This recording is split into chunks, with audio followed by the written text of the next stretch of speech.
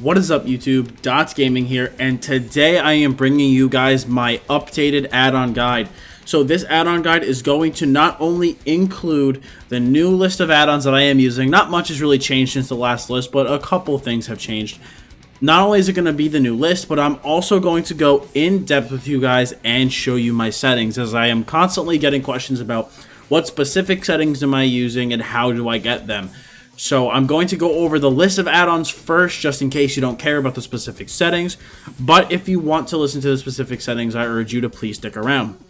So starting with my list of add-ons, we have Advanced Member Tooltip, which is simply used to see information about members of my guild, how much gold they've donated, how long they've been in the guild, and stuff like that. Advanced UI is what makes my minimap appear. It's what gives my bars the appearance that they have. It's what gives my unit frames the appearance that they have. Excuse me. And it also gives me my damage meter. Advanced UI does a lot of my stuff. I have Awesome Guild Store, which is a guild store add-on that makes the guild store much easier to use.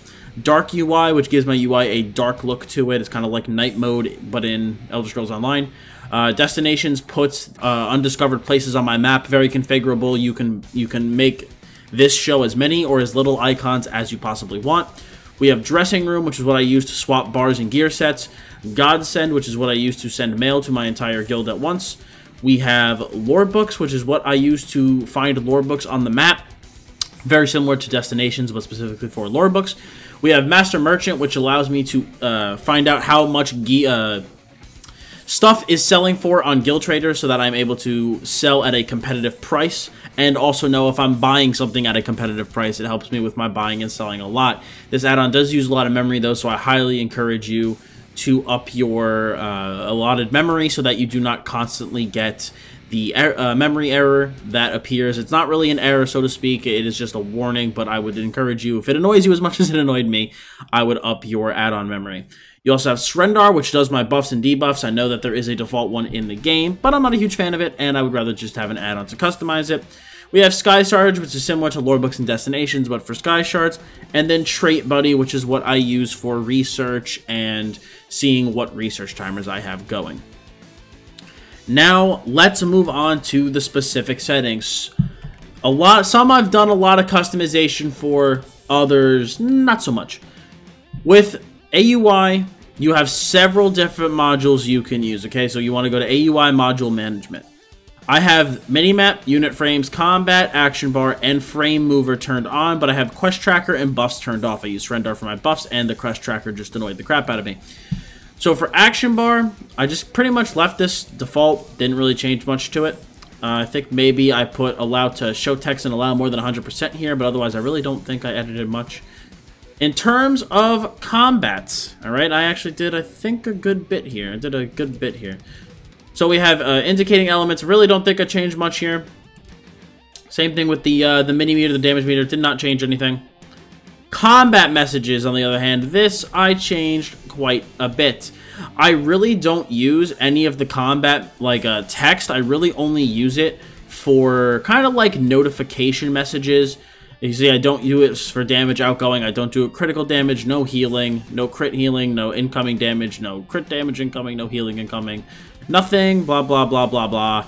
Until I get down to combat. I want to know when I'm starting in combat, when I am engaged by an enemy. I also want to know when I'm officially out of combat, so if I need to put on gear or change skills, I can do that. When I get ability procs, when my ultimate is ready. This one is super helpful and a personal favorite of mine. When my potions are ready to be used, when I'm low on health, low on magicka, low on stamina, and that is pretty much it. I did not change anything about those settings. I just turned them on. The reason that I don't use any of this combat text here is because I prefer the default Elder Scrolls Online combat text, how it puts the combat text on the person that I'm hitting. I found the swooping combat text on both sides very annoying, and I know some people could go, "Oh, I'd like to see how much damage I'm doing." I don't like to look at those sides of my screen while I'm playing. I want to look at my bars, my resource bars, and the person I'm attacking. So by putting the damage directly on them, and whether or not they're stunned or off balance or whatever, The ESO combat text does it better, in my opinion, and it looks a lot nicer, it's a lot cleaner, and it's much easier to follow. Yes, you can't see what specific skills hit for that much, but if you're really that interested, go into the damage meter. But that's just my take on it, and that's why I do what I do. Frame mover, don't need to change anything. Minimap, did not change anything. If you want to move or resize your minimap, though, you can do it in here. I actually did resize my minimap. With height, lock frame, those are the 3 most important. If you unlock the frame, you can freely move it around. If you leave it locked, it's obviously going to be locked. And then you can set the width and height. Mine is 200 by 200. I did not change anything else. Already went over module management. Unit frames, a huge one that people constantly ask me about.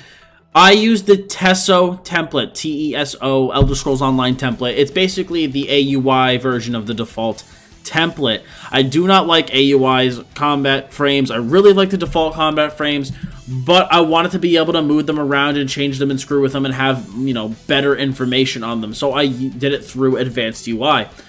So if I go back to here, this is what I changed it to, the TESO template.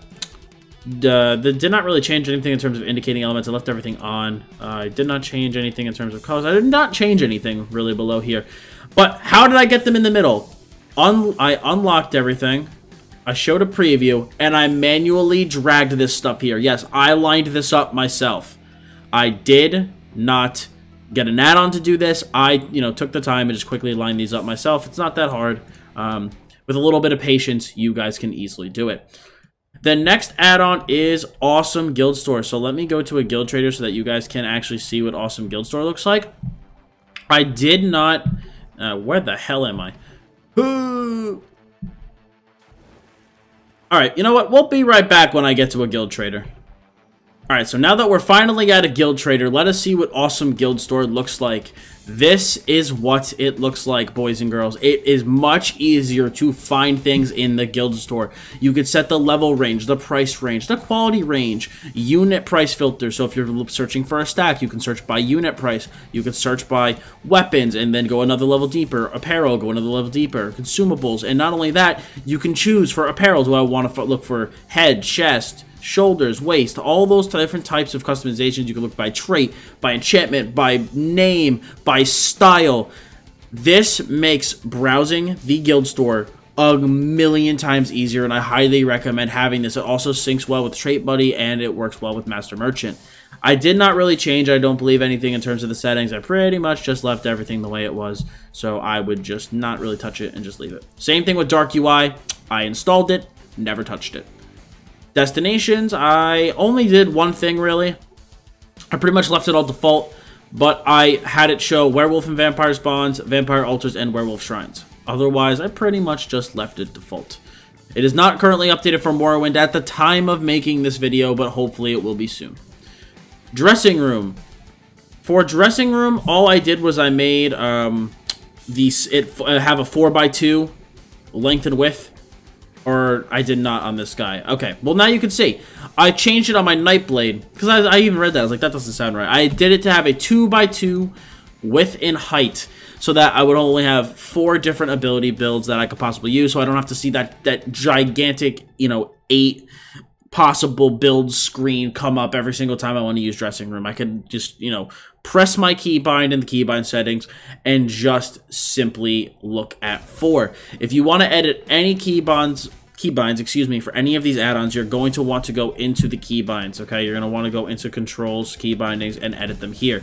That is also how I edited my potion bar below from Advanced UI to be targeting, F1, F2, F3, F4, so that when I click those keys, you can see I can switch around very easily. I did that in the keybinds. But anyway, now if you look at my dressing room, much nicer to look at, isn't it?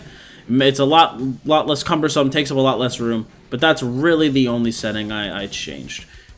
Then the next one was, where did I leave off? Dressing room, lore books, did not change anything. Master Merchant, I don't think I changed much. Didn't really change anything.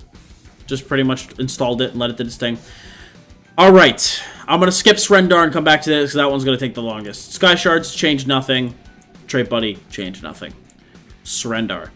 Srendar is by far the add-on I put the most time into because it's the add-on that has the most customization. So as you guys can see, I kept mine short, sweet, and to the point. I have very long buffs and permanent buffs at the top left. I have my target's debuffs in the middle and my buffs in the center. That's it. You can display other info if you want. I personally find it useless, to be honest. It's good in theory to be like, oh, I would like to know all of this other information and blah, blah, blah. But realistically, during battle, you're not really looking at it. And a lot of times, big buffs that you need to worry about that are on your enemy have gigantic spell animations anyway. So I would rather just not see 2,000 buffs above the guy's head to see one when I could just, you know, look at the spell animation. I believe you could also set Srendar up to look for specific buffs and only have it show those specific buffs, but I did not take the time to set it up because I don't really care that much. I don't think it's necessary, at least for me. But moving into here, I don't really think I changed anything here. Oh, the display groups. Here we go. That's what I did. I have my short buffs in window 1, my long buffs in window 2. Let me show you my... Let me unlock these so you can actually see which ones I'm talking about. Okay. So these are all the different bars. I have my short buffs in window 1, which is below in the center. My long buffs in window 2, which is up here on the left.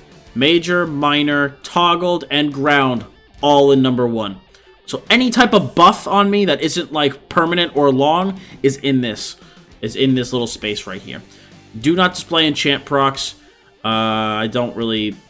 I don't know. I don't think it's necessary to show unless you're like specifically trying to wait for a proc to do something in your build. For me, I don't think it's necessary, but you can, you know, decide this one on your own. Gear procs is in display window 2. Passes in display window 2. If you were going to try to do this with my type of setup, I'd recommend putting the enchant procs in either 1 or 2. Probably 2. Don't have my debuffs, don't have my target's buffs, and then my target's debuffs I put in 5, which is right here up in the top center. Don't have any filters. I turned off the cast bar. I found it annoying. Did not change anything else here. And then for my aura display, for number 1, I changed this to icon only and had the aura growth direction centered to the right, so it'll go boom, boom, boom, boom. When it makes the buffs, it'll go right, left, right, left, right, left, but it prioritizes going right first. But it grows from the center, which is nice, because if I have one buff, it's not like all the way over here and it'll just grow all the way to the right. It will grow, you know, from the center and be relatively equal on both sides. I did the exact same thing with number 5 for my target debuffs. Same settings, icon only, centered right. Remaining time ascending, did that on this one as well. And then for my number 2, I also did icons only, growth direction right instead of growth direction center. So I just have them grow out to the right. Those are my long buffs, my permanent buffs, and stuff of that nature. That is pretty much it, guys. That is my add-on setup. I've had a lot of people ask me about my add-on settings. So let me figure out how to lock this so I can get it. There we go. I've had a lot of people ask me about my add-on settings and how I have things set up the way they do. So I thought it was about time to make this video. This is now going to be the video for my add-on command. I don't really see myself changing my add-on setup in the future. I really like this. I like the way it is. It's very clean, everything's out of the way, but it's in a place that I can see it so that it is convenient to look at, but it's not too cumbersome that it's like super obnoxious to look at. That is, I've always taken pride in building user interfaces in both World of Warcraft and in Elder Scrolls Online. I've always had a relatively clean but effective and useful interface. Not too much information, but just enough to get you by without it being ridiculously obnoxious. So if you like my add-ons and are going to set them up for yourself, and if you found this guide useful, I would appreciate it if you hit that like button. For more content just like this, guys, please subscribe to the channel and hit the little bell next to the sub button in order to stay up to date for whenever I upload a video or go live stream here on YouTube. Thank you guys so much for watching, and I will see you all next time. Peace out.